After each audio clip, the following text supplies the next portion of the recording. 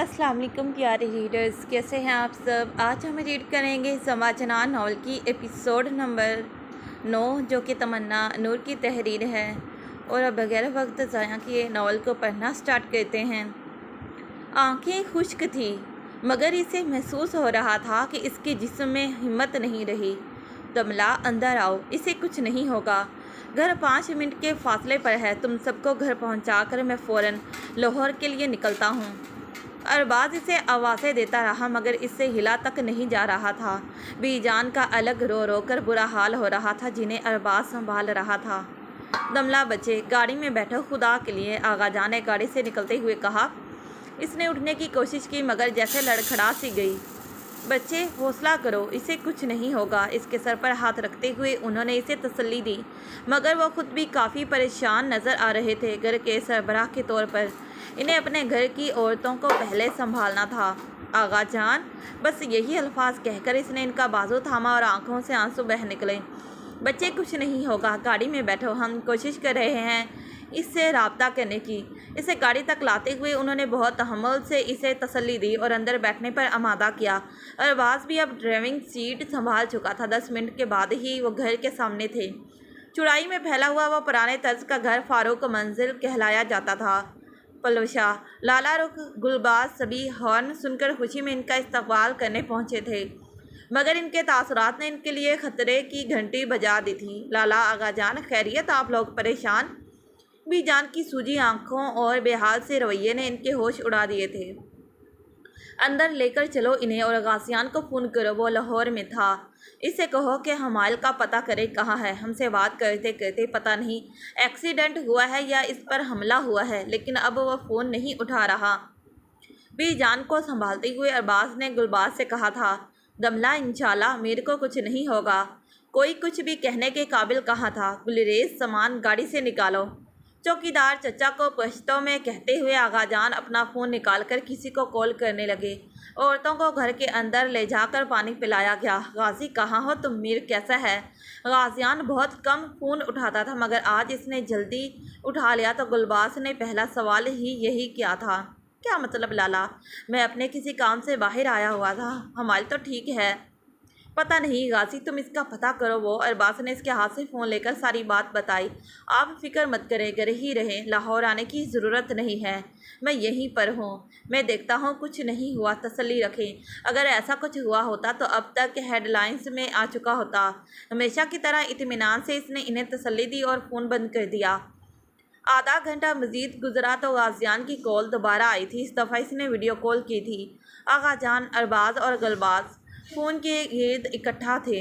ले जी, देख ले अपने सपूत को जिसने सबकी जान निकाल दी थी। गाजियान के पीछे हमारी खड़ा मुस्करा रहा था मगर इसकी आसमानी रंग की शर्ट खून आलूद थी, बाल बिखरे बिखरे और वह खुद थका हुआ सा लग रहा था। अस्सलाम वालेकुम।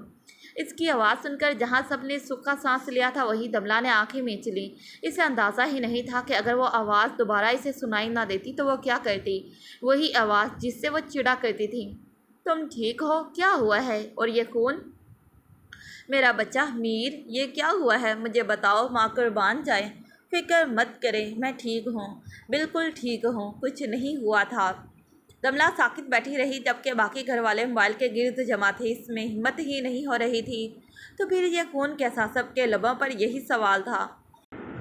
मेरे सामने जो गाड़ी जा रही थी, इससे दिन दिहाड़े गाड़ी छीनने की कोशिश में कुछ मुजरमों ने इस पर गोलियां चलाईं और फरार हो गए।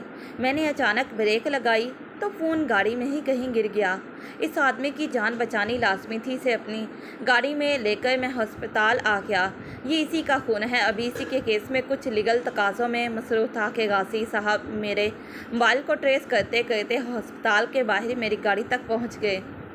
इसने सारी रोदात सुनाई तो इनकी जान में जान आई। तुम खुद तो ठीक हो ना? जी जी, अल्लाह का शुक्र है, मुझे कुछ नहीं हुआ। बस वो बेचारा क्रिटिकल कंडीशन में है, दुआ कीजिएगा इसके लिए। वो भी तो किसी और का मीर है। हल्की फुल्की बातें करने के बाद इसने दमला का पूछा तक नहीं था कि इसकी क्या हालत हो रही थी या इससे बात तक करवाने का नहीं कहा था। घर वालों ने खुद ही इसकी बात करवाई थी, जो दमला ने भी बिल्कुल फॉर्मल से अंदाज से की थी। मालिक को तवक्को नहीं थी कि वो इसके लिए परेशान भी हो सकती है। मैं शुक्राने के नफल अदा करके आती हूँ। फारूक, आप सदक़े के बकरों का इंतज़ाम करें تھکن کی پرواہ کیے بغیر بی جان اپنے کمرے کی جانب وضو کرنے چلی گئی۔ اتنی بڑی پریشانی سے اس طرح نجات مل جانے پر سب خوش تھے۔ اگر یہ سب سچ ہو جاتا جس کی غلط فہمی ہوئی تھی تو وہ کیا کرتے؟ یہ سوچ سوچ کر وہ سب اور پریشان نہیں ہونا چاہتے تھے۔ پلوشے، دملہ کو کمرہ دکھاؤ۔ صوفے پر بیٹھتے ہوئے آغا جان نے اپنی ٹوپی اتار کر رکھی۔ وہ اب سکون کا سانس لے سکتے تھے۔ وہ لمحات ان پر بھی بھاری گزرے تھے، لیکن گھر کا سربراہ ہی اگر ہمت چھوڑ دیتا تو باقی لوگوں کو کون سنبھالتا؟ گلریز چچا نے اس کا سامان کمرے میں پہنچا دیا تھا جہاں تک اسے یاد تھا۔ حمائل اور شامل کے کمرے اوپر والی منزل پر ہوا کرتے تھے، لیکن پلوشا اسے لے کر اب کسی اور کمرے میں آ چکی تھی جہاں لگی حمائل کی تصویریں اسے بتا رہی تھی کہ وہی کمرہ اب حمائل کی ملکیت تھا۔ پختون دستکاری سجاوٹوں سے مزین خوبصورت پرانے طرز کا فرنیچر اور قالین، اس کی پسندیدہ کتابوں سے بھری ایک چھوٹی سی الماری، نیز ہر چیز ترتیب سے رکھی تھی۔ اس کے کمرے سے سوری، تم دونوں کے کمرے سے باہر کا منظر بہت اچھا دکھائی دیتا ہے۔ پلوشا نے اسے مسکراتے ہوئے کھڑکی کھول کر دکھایا تو باہر سے آنے والی ٹھنڈی ہوا اندر تک سرایت کر گئی۔ کھڑکی سے درخت، پودے، سرسبز گھاس کی چادر، پہاڑوں اور ان پر تیرتے سفید روئی کے گولوں کی مانند بادل دکھائی دے رہے تھے۔ تھوڑے فاصلے پر شفاف پانی کی بہتی ہوئی جھیل دکھائی دیتی تھی جس کے بہاؤ کی آواز کانوں کو سرور سا بخشتی تھی۔ بی جان نے بتایا تھا کہ تمہارا بچپن یہیں گزرا ہے، تمہیں تو یہ سب یاد ہوگا نا؟ وہ کھڑکی کے پاس کھڑی ہو گئی۔ جی، میں اور میرے ابو فائنینشیل کرائسس میں تھے تو ہمیں لے کر یہاں آ گئے۔ چھوٹا سا گھر تھا ہمارا، لیکن یہ ہمارا دوسرا گھر تھا۔ لیکن کافی کچھ بدل چکا ہے۔ اپنی کھلکھلاہٹوں کی آوازیں، بچپن کے سائے اس گھر اور کھڑکی سے باہر جھیل کے پاس نظر آنے لگے تھے۔ اچھا، تم تھک تو گئی ہوگی، پہلے کھانا کھاؤ گی یا آرام کرو گی؟ وہ مسلسل کھڑکی کے باہر نظر جمائے ہوئے تھی۔ پہلے کھانا کھا لیتے ہیں، اگر ابھی سو گئی تو پھر میں کل ہی اٹھوں گی۔ پلوشا ہنس دی۔ اچھا چلو ٹھیک ہے، تم فریش ہو جاؤ، میں اور لالا رخ کھانا لگاتے ہیں، رات کو مل کر تمہارا سامان بھی یہاں سیٹ کر دیں گے۔ ابھی کوئی کام مت کرنا بھابھی۔ وہ مڑنے لگی تو دملہ نے اسے آواز دے کر روکا۔ میں فریش ہو کر آتی ہوں تو مل کر کھانا لگاتے ہیں، مہمان تھوڑی ہوں، اپنے گھر ہی آئی ہوں۔ پلوشا کی مسکراہٹ گہری ہوئی۔ ٹھیک ہے، ہم انتظار کر رہے ہیں، آ جاؤ۔ وہ کمرے سے چلی گئی تو دملہ کھڑکی کے سامنے پھر سے کھڑی ہو گئی۔ سنو، وہ لاہور والے گھر سے نکل رہی تھی تو حمائل نے اسے ہمیشہ کی طرح روکا تھا۔ کیا ہے؟ وہ مسکرایا تھا اور کچھ دیر مسلسل محبت لوٹاتی نظروں سے اسے دیکھتا گیا۔ کچھ نہیں۔ نہ جانے کیوں اسے یکدم یاد آیا تھا۔ اس نے سر جھٹکا اور اپنے سوٹ کیس کی جانب بڑھ گئی۔ جرم قبول کرو گی یا کروائیں؟ انٹروگیشن روم میں اسٹول پر بیٹھی بوڑھی عورت جو مسلسل روتی جا رہی تھی، اس سے لیڈی کانسٹیبل نے پوچھا تھا۔ رکو، حمائل نے اسے اشارے سے منع کیا۔ اپنی عمر کا لحاظ کریں اور ہمارے ساتھ تعاون کریں۔ کیا آپ اپنی بیٹی کے ساتھ بچے اغوا کرنے کے جرم میں ملوث تھی یا وہ اکیلی تھی؟ اس نے قدرے نرم لہجے میں سوال کیا۔ اس نے نفی میں سر ہلایا۔ جھوٹ مت بولیں، آپ ایک انتہائی غریب گھرانے سے تعلق رکھتی تھیں، پشاور میں رہتی تھیں۔ 5 بچے پالنا آسان نہیں تھا۔ کسی طرح نرس کی نوکری ملی جس سے بامشکل گزر بسر ہوتا تھا۔ پھر اچانک ایسا کیسے ہو گیا کہ آپ کے بینک میں پیسہ ہی پیسہ بھرنا شروع ہو گیا اور آج آپ کے سارے بچے امیر زادے ہیں؟ 2 بیٹیاں ڈاکٹرز ہیں، بیٹا انجینئر اور چھوٹی بیٹیاں لمس میں پڑھتی ہیں۔ مزید یہ کہ آپ کی بیٹیوں نے MBBS پرائیویٹ کیا ہے۔ میری انفارمیشن کے مطابق ان کی پرسنٹیج کچھ زیادہ نہیں تھی، پھر بھی آپ نے کسی طرح انہیں میڈیکل میں داخلہ دلوایا۔ اس کی گھبراہٹ بڑھتی گئی جو چہرے سے واضح طور پر نظر آ رہی تھی۔ مجھے اس چیز سے ایشو نہیں ہے کہ آپ کے بچے ویل سیٹلڈ ہیں۔ جو چیز مجھے سوچنے پر مجبور کر رہی ہے وہ آپ کی بیٹی نائلہ صدیق کا ٹریک ریکارڈ ہے۔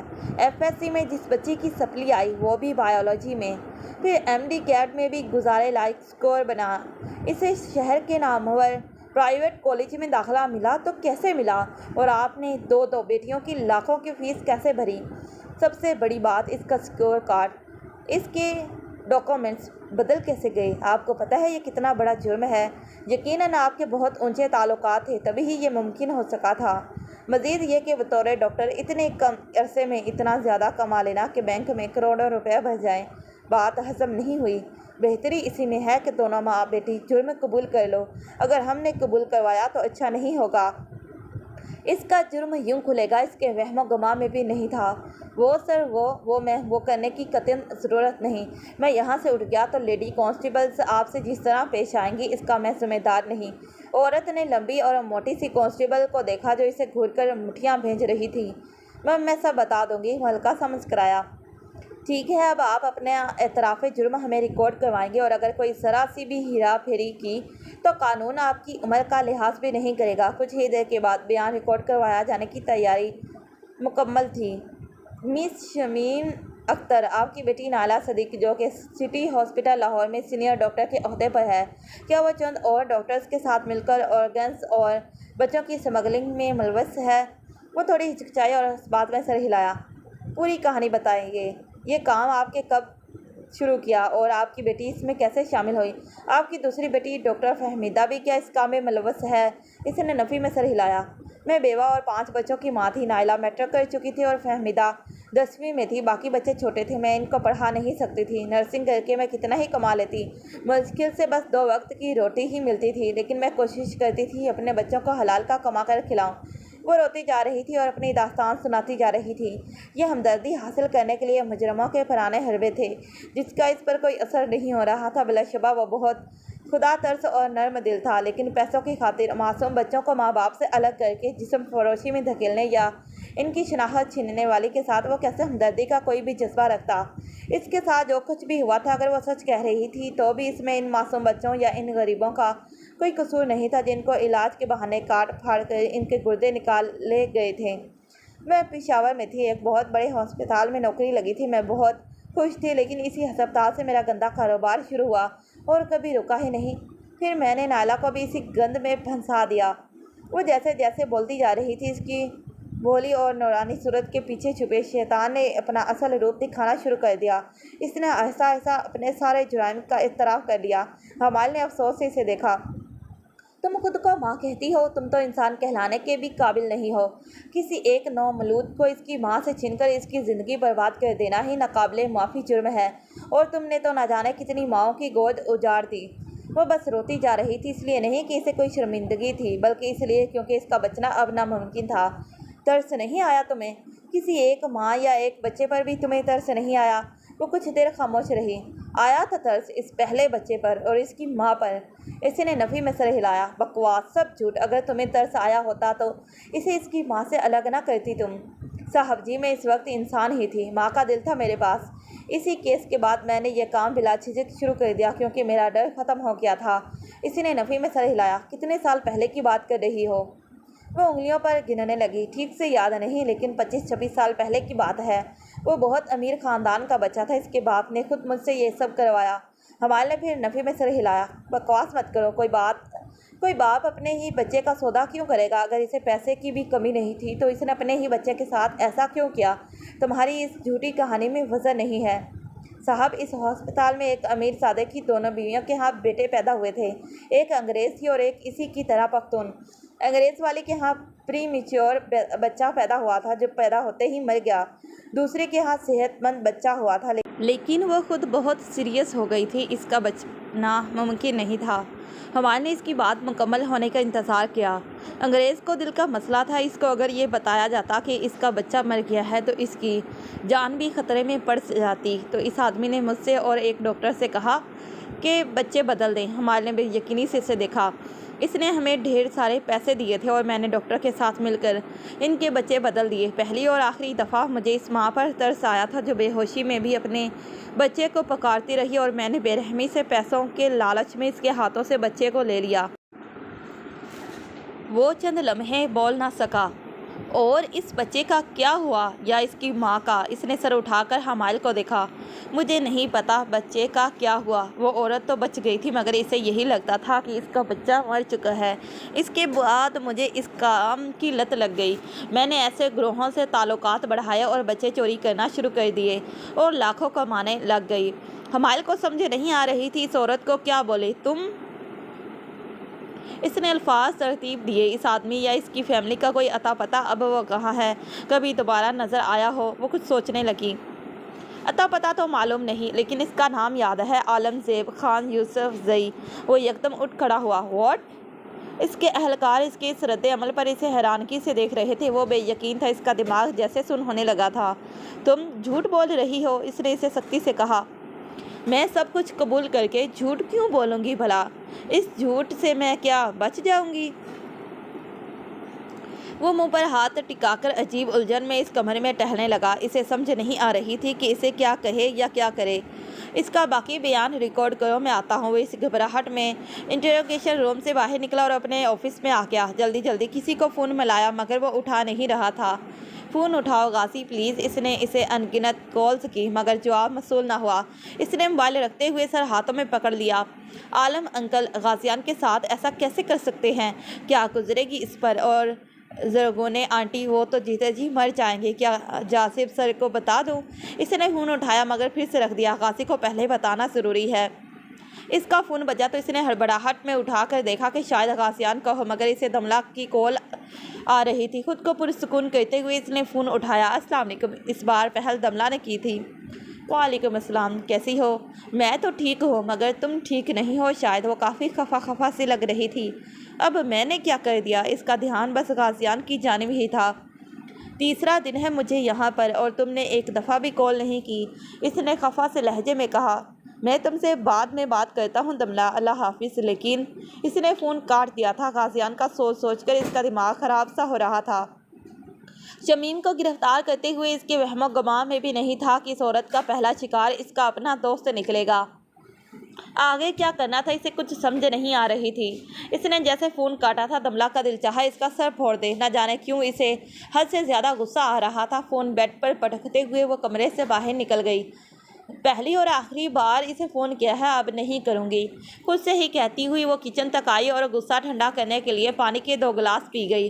خیریت تو ہے؟ اتنا غصہ؟ لالا رخ اسی وقت کچن میں آئی تھی تو اسے یوں دیکھ کر ہنسنے لگی تھی۔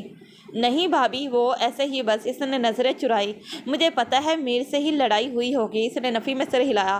چھپانے کی ضرورت نہیں ہے، ہم بھی شادی شدہ ہیں، ایسی نوک جھوک تو چلتی رہتی ہے، لیکن میرا مشورہ ہے کہ اپنا خون جلانے سے بہتر ہے اس کا خون جلاؤ۔ اسے ہنسی آئی۔ ارباز بھائی آپ کو غصہ نکالنے دیتے ہیں؟ اس نے مسکرا کر فریج کھولا۔ ارباز اور حمائل ایک جیسے ہیں، کہنے کو تو شامل حمائل کا ہی آئیڈینٹیکل ٹوین ہے مگر وقت کے ساتھ ساتھ وہ بالکل گلباز کی طرح غصے والا ہو گیا تھا۔ ہم دونوں کے پاس یہ ایڈوانٹیج ہے کہ ہمارے شوہر بالکل اللہ میاں کی گائے ہیں۔ وہ ہنس دی۔ حمائل اتنا بھی سادہ نہیں ہے بھابھی، آپ لوگوں کے سامنے ایسا بنا ہوتا ہے۔ لالا رخ فریج سے سبزیاں اور گوشت وغیرہ نکال رہی تھی۔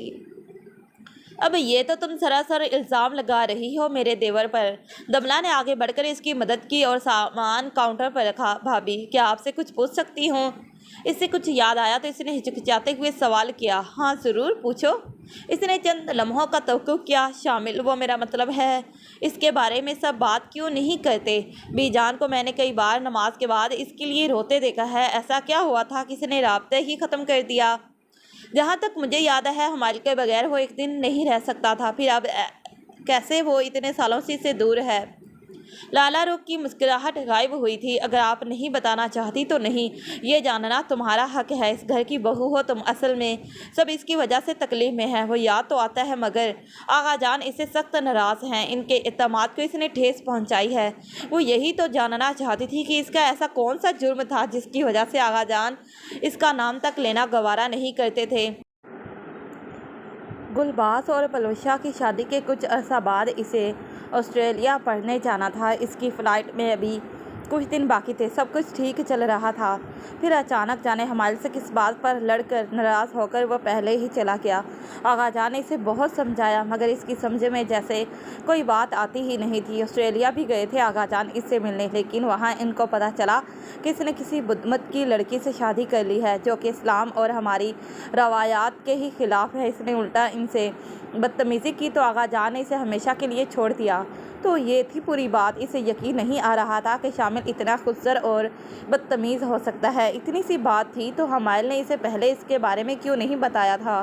بی جان تو ماں ہیں، ظاہر نہیں کرتی مگر تکلیف تو ہے نا، ہم اسی لیے اس کا ذکر ان کے سامنے نہیں کرتے۔ بس دعا ہے کہ اس سے عقل آ جائے اور وہ اپنوں میں واپس لوٹ آئے۔ اسے بہت دکھ ہوا تھا۔ شامل کیوں بھٹک گیا تھا؟ کیا اسے اپنی ماں کا احساس نہیں تھا؟ لالا رو کھانا بنانے میں مصروف ہو گئی اور دملہ اس کی مدد کروانے لگی تھی۔ کھانا کھانے کے بعد باہر گھومنے چلتے ہیں، جھیل کے پاس بہت مزہ آتا ہے۔ اس نے مسکرا کر اس بات میں سر ہلا دیا، مگر شامل والی بات اس کے دماغ میں جیسے فکس ہو گئی تھی۔ مجھے سمجھ نہیں آ رہی کہ میں کیا بولوں غازی۔ ہوٹل میں وہ ایک دوسرے کے آمنے سامنے والی نشستوں پر بیٹھے تھے۔ تمہیں اس بات سے کوئی شوق نہیں لگا، کوئی صدمہ، کوئی تکلیف؟ وہ غازیان کے پرسکون انداز پر حیران تھا۔ اسے لگا تھا کہ جب وہ یہ راز اس پر اشکار کرے گا تو اس کی زندگی بالکل ہی الٹ ہو جائے گی، مگر یہاں تو اس کے اندازے کے برعکس وہ اطمینان سے بیٹھا اس کی بات سن کر ہنس دیا تھا۔ ہنس کیوں رہے ہو؟ تمہارے بابا نے تمہارے ساتھ جو کیا وہ حمائل، ریلیکس، بابا نے جو کچھ کیا اس کے لیے میں ان کو کئی سال پہلے معاف کر چکا ہوں۔ اس نے بے یقینی سے اسے دیکھا۔ یعنی تم جانتے تھے، تم شروع سے جانتے تھے کہ تمہاری ماں کا نام ایما وائٹ نہیں بلکہ زرغنے خانم ہے؟ اس نے اس بات میں سر ہلایا۔ اور تم نے مجھے بتانا بھی گوارا نہیں کیا؟ غازی، بچپن سے ہم ساتھ ہیں اور تم نے مجھ سے اپنی پہچان تک چھپائی۔ وہ اس پر اب غصہ تھا۔ کیا بتاتا کہ میرے بابا نے میری ماں کی گود خالی کر دی یا مجھ سے میرا سارا خاندان چھین کر ہمیشہ کے لیے مجھ پر بدنامی کا ٹیگ لگا دیا؟ کیا بتاتا؟ حمائل کچھ دیر خاموش رہا۔ کس کو معلوم ہے؟ اور تمہیں کس نے بتایا تھا؟ اپنی ناراضگی کو قابو میں کرتے ہوئے اس نے سوال کیا تھا۔ میں 15 سال کا، تب سے میں جانتا ہوں۔ بابا نے لیٹر میں لکھا تھا کہ یہ راز جاننے کے بعد سب گھر والے ان سے نفرت کریں گے، سو میں نے خاموش رہنا بہتر سمجھا۔ اپنے باپ کو خاندان میں رسوا کر کے میں جو محبتیں کماتا وہ کسی کام کی نہ ہوتی۔ حمائل کا دل چاہا اس کی بے وقوفی پر ماتم کرے۔ دماغ خراب ہے تمہارا؟ میں تو تمہیں بہت عقل مند سمجھتا تھا۔ تم تو دنیا کے سب سے بڑے بے وقوف آدمی نکلے۔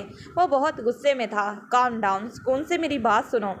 تمہارے بابا نے جرم کیا تھا، وہ مجرم تھے، نہ صرف تمہارے بلکہ تمہاری اصل ماں کے بھی، جو تم سے آج تک نفرت کرتی ہے، تمہاری بہنوں کے بھی، جو تمہیں دیکھنا تک گوارا نہیں کرتی۔ تم سے سارے رشتے چھین لیے انہوں نے غازی، اور اب جب وہ اس دنیا میں نہیں تو کیا ضرورت ہے ان کی دی کسی قسم یا وعدے کو نبھانے کی؟ کیا ساری زندگی اپنے ہی خونی رشتوں کی نفرت سہتے رہو گے؟ غازیان خاموش رہا۔ بکواس بھی کرو، یوں خاموش مت رہو۔ وہ بہت تپا ہوا تھا۔ تم بھی اپنی ماں کے مجرم ہو غازیان۔ جب تمہیں پتہ چل ہی گیا تھا تو منہ سے پھوٹا کیوں نہیں؟ غازیان نے گہری سانس خارج کی۔ پہلے تو نہ بتانے کی وجہ صرف بابا تھے۔ میں ماں کا اعتبار ٹوٹتے ہوئے نہیں دیکھ سکتا تھا، اور اب تو تمہیں میری جاب کا پتہ ہے، کئی دشمن بن چکے ہیں، آج ہوں کل نہیں، ایک لمحے کا بھی بھروسہ نہیں۔ اپنی ماں کو اگر بتا بھی دوں اور اگلے دن ان کو میری لاش موصول ہو، کیا وہ صدمہ برداشت کر پائیں گی؟ یا وہ منظر جب ان کو یاد آئیں گے کہ سوتیلا سمجھ کر جو کچھ بچپن میں انہوں نے کیا، وہ صدمہ برداشت کر پائیں گی؟ یا شوہر کا دوسری بار دھوکہ برداشت کر پائیں گی؟ تم میری سمجھ سے باہر ہو۔ جو کرنا ہے کرو، میں تمہاری بھلائی چاہتا ہوں بس۔ اور میں جاذب سر کو غازیان نے اسے گھورا۔ یہ بات اگر جاذب لالا تک پہنچی نا تو میں تجھے جان سے مار دوں گا میر۔ اس نے آنکھیں گھمائی۔ ظاہر ہے تم آرمی والے ہو، کبھی بھی کسی کو بھی بھڑکا سکتے ہو، کوئی پوچھے گا تھوڑی۔ غازیان ہنس دیا۔ بکواس کروا لو تم سے جی بھر کے۔ ہمارے اس پر شدید غصہ تھا۔ اینی ویز مجھے دیر ہو رہی ہے، بیگم سے بات کرنی ہے، تم کرو جو تمہارا دل کرے، مجھے یاد بھی مت کرنا۔ ذلیل انسان، وہ اٹھ کھڑا ہوا۔ اے ایس پی صاحب، اتنا غصہ صحت کے لیے اچھا نہیں ہوتا۔ اللہ حافظ۔ سن گلاسز لگاتے ہوئے وہاں سے چلا گیا۔ غازیان نے مسکرا کر اسے جاتے ہوئے دیکھا۔ تم نہیں سمجھو گے حمائل، وہ مسلسل کالز پہ کالز کر رہا تھا، مگر وہ اب خود اٹینڈ نہیں کر رہی تھی۔ کرتا رہے کالز۔ رات کو بیڈ پر نیم دراز ہوتے ہوئے اس نے سوچا، فضول آدمی۔ موبائل سوئچ آف کر کے رکھتے ہوئے وہ لیٹ گئی اور سونے کی کوشش کرنے لگی۔ رات کے وقت بہتی جھیل کی آواز مزید قریب تر محسوس ہو رہی تھی۔ وہ کروٹیں بدلتی رہی مگر اسے نیند نہیں آ رہی تھی۔ فضول انسان، جب کال کرو تب بات کرنے کا ٹائم نہیں، اور جب اپنا موڈ ہو بات کرنے کا تب سارا دن ٹائم ہوتا ہے۔ اس نے کروٹ بدلتے ہوئے سوچا، ویسے کمرہ اس کا اچھا ہے لیکن اکیلا پن سا محسوس۔ اس نے یکدم سر جھٹکا۔ نہیں، وہ مجھے یاد نہیں آ رہا۔ بھلا مجھے کیوں یاد آئے گا؟ وہ کچھ ہی دن تو ملے ہیں آزادی کے۔ اس نے اپنی دائیں جانب رکھے تکیے کو دیکھتے ہوئے سوچا، اگر اس دن واقعی اسی پر حملہ ہوا ہوتا۔ یہ سوچ اسے کئی بار آ چکی تھی۔ نہیں، میں یہ تو نہیں چاہتی تھی کہ اسے اپنی ہی بد دعائیں یاد آنے پر اسے شرمندگی سی محسوس ہوئی۔ نہیں، میں کیوں شرمندگی محسوس کروں؟ اس نے جو کچھ میرے ساتھ کیا تھا وہ یہی سب ڈیزرو کرتا ہے۔ وہ خود سے ہی جیسے جرح کر رہی تھی۔ خیر، اب وہ اتنا بھی برا نہیں ہے کہ میں۔ اس نے اس کے تکیے پر ہاتھ رکھتے ہوئے سوچا، اس کا ہنستا ہوا چہرہ جیسے اس کی نظروں کے سامنے تھا۔ وہ مسکرائی اور آنکھیں بند کر لیں۔ گڈ نائٹ پہاڑی بکرے۔ رات کو اس کی آنکھ کب لگی اسے پتہ ہی نہیں چلا تھا۔ صبح صبح اس کی آنکھ اذان کے وقت کھلی تھی۔ اس نے وضو کیا اور نماز ادا کی۔ دعا کے وقت اس نے حمائل کے حق میں کوئی بد دعا نہیں کی تھی۔ وہ اب ڈر سی گئی تھی۔ بیڈ پر دوبارہ لیٹتے وقت اس نے فون آن کیا تو اس کی کئی مسڈ کالز آ چکی تھی۔ وہ کافی دیر سوچتی رہی کہ اسے کال کرے یا نہیں۔ ابھی وہ جاگا ہوگا یا اسے معلوم تھا کیونکہ اس وقت وہ جاگنگ پر جایا کرتا تھا۔ کافی دیر کشمکش میں رہنے کے بعد اس کے ہاتھوں نے لاشعوری میں ہی اسے کال بیک کر دی۔ سلام بیگم صاحبہ، اس کی پھولی ہوئی سانسوں کے ساتھ آواز سنائی دی، جیسے وہ بھاگتے ہوئے ہی اس سے بات کر رہا ہو۔ وعلیکم السلام۔ وہ ابھی بھی ناراض تھی۔ کیسی ہو؟ تم سے بہت اچھی ہوں۔ وہ ہنسا۔ خوش فہمیاں تو دیکھیں۔ وہ اسے چھیڑ رہا تھا تاکہ وہ اسے غصے میں کچھ سنائے۔ تم کچھ زیادہ ہی شوخے نہیں ہو گئے؟ شوخا؟ جی ہاں، مغرور ہو گئے ہو چند ہی دنوں میں۔ نہ کال اٹھاتے ہو نہ سیدھے منہ بات کرتے ہو۔ وہ ہنسا۔ اوہو، تو اس کا مطلب مجھے مس کیا جا رہا ہے؟ مجھے تو لگا تھا کہ تم مجھ سے جان چھڑوا کر بہت خوش ہوگی۔ وہ ہڑبڑا سی گئی۔ جی نہیں، میں کوئی مس وس نہیں کر رہی، بس بات سے مکرا نہیں کرتے مسز۔ وہ خود بھی ماننا نہیں چاہ رہی تھی تو اسے کیسے بول دیتی۔ ایسی کوئی بات نہیں، انفیکٹ میں بہت بہت خوش ہوں۔ وہ بھاگتے بھاگتے رکا تھا۔ اچھا سنو، تم سے افسوس کرنا تھا۔ وہ بہت سنجیدگی سے بولا تو اسے تشویش ہوئی۔ اب کون سی بری خبر وہ سنانے والا تھا؟ کس چیز کا افسوس؟ اسے حمائل کے پیچھے سے کسی لڑکی کی آواز آئی۔ وہ اس سے باتیں کرنے لگی تھی اور وہ بھی اس سے ہنس کر کچھ کہہ رہا تھا۔ باتیں واضح سنائی نہیں دی مگر اسے بہت غصہ آیا کہ اس کی بات ادھوری چھوڑ کر کسی اور سے بات کر رہا تھا وہ۔ ہاں تو میں کہہ رہا تھا کہ وہ حملہ مجھ پر نہیں ہوا تھا نا، تو افسوس کرنا تھا کہ میں نے اسی وقت یہ بتا کر تمہاری خوشیوں کے رنگ میں بھنگ ڈال دیا۔ اس وقت تمہاری شکل دیکھنے والی ہوگی کہ شیطان پھر سے بچ گیا۔ وہ ہنسا مگر دملا سن سی رہ گئی۔ وہ ایسا سوچتا تھا کہ اگر اسے کچھ ہو جاتا تو وہ خوشیاں مناتی۔ اسے ایسا سوچنے پر بھی اس نے خود ہی مجبور کیا تھا۔ اس کی ہنسی پر اسے بے حد غصہ آ رہا تھا۔ بھلا یہ بھی کوئی ہنسنے کی بات تھی؟ اگر تمہیں میری مینٹل ہیلتھ کی ذرا سی بھی فکر ہے تو دوبارہ مجھے کبھی بھی کال مت کرنا۔ مجھے تمہاری آواز بھی نہیں سننی، فضول آدمی۔ ارے لیکن اس نے ڈھک سے کال کاٹ دی۔ ایویں ہی خوش ہو جائے گا کہ میں مس کر رہی ہوں۔ اوپر سے اس کی فضول باتیں، اس نے کمبل تانتے ہوئے کہا اور آنکھیں بند کر لی۔ کئی دن مزید گزر گئے مگر اس نے ایک دفعہ بھی کال نہیں کی تھی۔ اسے اب اس بات پر بھی غصہ آ رہا تھا۔ وہ چڑچڑی سی ہو رہی تھی کیونکہ اس کی باتیں ہر وقت اس کے دماغ میں گونجتی رہتی تھی۔ پہاڑوں کی سیر کرتے وقت، کھانا کھاتے وقت، کمرے میں، پورے گھر میں وہ اسے ہر جگہ نظر آنے لگا تھا۔ وادی حسن و عشق کا سارا حسن حمائل خان کے بغیر ادھورا ہے۔ اس کا یہ جملہ ہر منظر کو دیکھتے ہوئے اس کے دماغ میں گونجتا تھا۔ اسے خود کال کرتی تو انا پر چوٹ پڑتی۔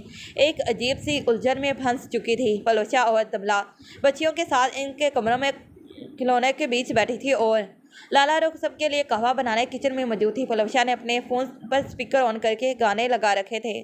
دونوں کو وہ میک اپ کرنے میں مصروف تھی۔ رنگ برنگے موتی ستاروں سے ان کے بالوں کو سجا کر چہرے ڈراونے سے بنا رکھے تھے۔ بے ترتیب لپسٹک اور گہرا بلش اور گہرے گہرے رنگ کے آئی شیڈز میں دونوں کافی مضحکہ خیز لگ رہی تھی۔ زندگی میں تھی تجھ سے روشنی، چراغوں میں تھی تجھ سے روشنی، گانا پلے ہوا۔ میری ہر خوشی تجھ سے جڑی، اب کہیں نہیں چین دو گھڑی، تجھ کو ڈھونڈوں میں کہاں جانان جنان۔ لفظ جنان پر اس کی مسکراہٹ سمٹی۔ زامہ خالصہ جنانہ ذاتہ سرا مینا قوم۔ وہ اسے ابھی بھی یاد آیا تھا۔ وادی حسن و عشق کا سارا حسن حمائل خان کے بغیر ادھورا ہے۔ مجھ سے الگ ہو کر تمہیں سوات کا حسن بھی بے رنگ لگنے لگے گا۔ اس نے جھرجھری لی اور اس کے خیالات کو جھٹکنے کی کوشش کی۔ قہوہ پیتے وقت سب ان کی حالت دیکھ کر ہنسنے لگے تھے کہ بچیوں نے ان کو چڑیل ہی بنا دیا تھا۔ دملا، یہ تصویر تم حمائل کو بھیجو تاکہ اسے پتہ چلے وہ واقعی صحیح کہتا تھا۔ بی جان نے ہنستے ہوئے کہا۔ رہنے دے بی جان، اس نے ساری زندگی پھر مجھے اسی تصویر کو لے کر تنگ کرتے رہنا ہے۔ پلوشا ہنس دی۔ لیکن میں نے تو اسے کب سے بھیج دی۔ اس نے منہ کھولے اسے دیکھا۔ بھابھی، یہ کیا کر دیا آپ نے؟ سبھی کی کھلکھلاہٹیں گونج اٹھی۔ اف اللہ، اب اس نے میرا دماغ کھا لینا ہے۔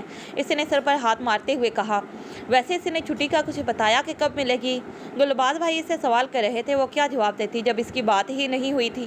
وہ اب اسے کوئی جواب نہیں بن پا رہا تھا۔ میری بات ہوئی تھی، کہہ رہا تھا کہ جلد ہی مل جائے گی۔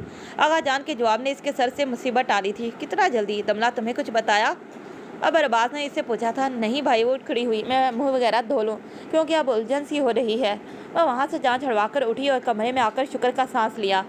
اس کو بھی ذرا احساس نہیں کہ بندہ بتا ہی دیتا ہے۔ وہ بڑبڑاتے ہوئے واش روم میں گھس گئی۔ सोते हुए इसे बेचैनी सी महसूस हो रही थी। कम्बल खींचकर इसने ओढ़ा तो चंद लम्हों बाद ही दोबारा इससे उतर गया। इसने फिर खींचा मगर इस बार भी ऐसा ही हुआ। वो नींद में थी तो इसने ध्यान नहीं दिया और दोबारा यही क्या। मत करो, सोने दो। गुनगुनी के आलम में बड़बड़ाते हुए वह करवट बदल गई। यकदम इसे जब एहसास हुआ तो हाथ बढ़ाकर अपने दाएं जानिब कुछ टटोला। इसके हाथ में किसी का बाजू आया था। इसने आंखें खोली और सर झटका। इसे लग रहा था वो नींद में है, इसलिए इसे क्या कुछ नहीं नजर आ रहा है। इसने फिर से हाथ बढ़ाया तो किसी ने पकड़ लिया। इसके मुंह से चीख सी निकली, अरे दिमाग खराब है तुम्हारा। इसने इसके मुंह पर हाथ जमा दिया। पागल हो गई हो, सब घर वाले उठ जाएंगे। इसका दिमाग कुछ कंट्रोल में आया तो वो आवाज़ से पहचान गई। लैंप की हल्की हल्की रोशनी में इसका चेहरा वाज़ेह हुआ तो इसने इसका हाथ गुस्से से झटका। आ गई याद तुम्हें? वो लड़ने को तैयार थी। थोड़ी देर पहले पहुंचा हूँ, थका हुआ था। अब ज़्यादा ऊंचा ऊंचा मत बोलो। दमला ने इसे धक्का दिया। चले जाओ यहाँ से, अभी आने की क्या ज़रूरत थी? शादी कर लेते वहाँ, ताकि सुकून मिल जाता तुम्हें। मुझसे जान छूट जाती। यहाँ आने की क्या ज़रूरत थी? जाओ वहीं उसी चुड़ैल के पास जिससे हंस हंस कर इस दिन बातें कर रहे थे, वहीं चले जाओ। मनहूस इंसान, यहाँ क्या लेने आए हो? निकलो मेरे कमरे से। इसे धकेलते हुए वो एक ही सांस में न जाने क्या कह गई। ये इन सारे दिनों का गुबार था। वो इसे टुकर टुकर दिखता गया। नींद से इसकी आंखें बोझल थी और बाल बेतरतीब से थे। ऊपर से दमला ने अलग तमाशा लगा दिया था। ऐसे क्या देख रहे हो? हाँ, निकलो यहाँ से। इसकी हंसी निकल गई और वह हंसता चला गया। अब क्या है? इसने गुस्से से सवाल किया। मेरे कमरे में मौजूद कब्जा माफिया मुझसे कह रही है कि मैं अपने ही कमरे में अपने ही घर से निकल जाऊँ। वाह! दमला ने तकिया उठाकर इसके सर पर दे मारा। औश, बताकर नहीं आ सकते थे? मेरा दिमाग ख़राब हो गया था। इसने भूली हुई सांसें बहाल करते हुए कहा। अच्छा, बाद में लड़ लेना, मुझे सोने दो। वो लेटने लगा ही था कि दमना ने मुट्ठी बनाकर इसके कंधे पर मुक्का मारा। लियोने, क्या है? मुझसे बात करो। ऐसे कैसे सोने दो? वो लेटकर करवट बदल गया। हमाल फारूक खान, वो चिढ़कर बोली तो हमाल ने कंबल सर पर भी ओढ़ लिया। मैं तुम्हारा खून पी जाऊंगी। हाँ, कल पी लेना, खुमार आलूद लहजे में कहता। शायद वो सो चुका था। मिस्टर ASP, वो अब इसकी बात का जवाब नहीं दे रहा था। उफ, वो काफ़ी देर देखती रही मगर वो सो चुका था। इसका गुस्सा जब ठंडा हुआ तो वो भी लेट गई। सुबह इसकी तबीयत अच्छी तरह साफ करनी थी। फजूल आदमी।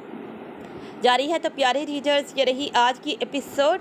अगर एपिसोड अच्छी लगी हो तो काइंडली वीडियो को लाइक, शेयर और चैनल को सब्सक्राइब कर दें। और फिर मिलते हैं इसी नॉवल के नेक्स्ट पार्ट पर। तब तक के लिए प्यारे रीडर्स, अल्लाह हाफिज़, bye bye and take care. Thanks for watching this video.